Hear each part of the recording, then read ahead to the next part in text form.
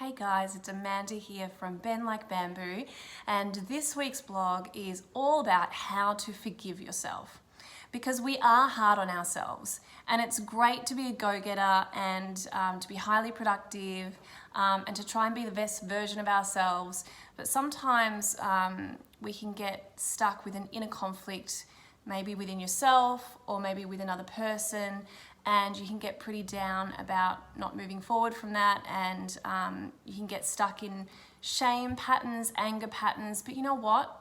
You're a human being, and as long as you're doing the best that you can, you're trying to see things through your eyes as well as through the eyes of the people around you, and you own your mistakes and you're willing to admit when you're wrong, you're doing pretty well.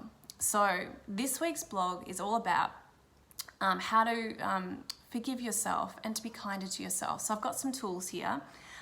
So when you have made a mistake, own it. It takes way less energy, and it's a noble thing to do. Just own it when you know you're wrong, and you're going to build rapport with the people around you, because they know that you're the type of person that is willing to put your hand up when you've made a mistake. It creates way less resentment, and it's the right thing to do. What did you learn? So if there's an inner conflict that you've experienced within yourself or with someone else, and life brings its challenges every day like that, well, what did you learn and what is the lesson in there? So journaling and meditation will help you reflect on that. Sorry about the noise, we've got workers next door today.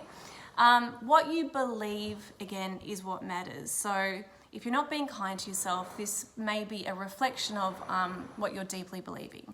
So some mantras can help, and some inner reflection, but what would you wear? How would you walk? How would you talk if you really were that person that embodied kindness and forgiveness within yourself?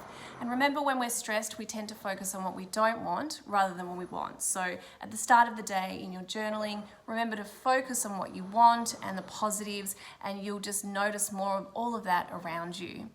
So great to be with you this week, and enjoy this week's blog, How to Forgive Yourself, and I'll see you next week.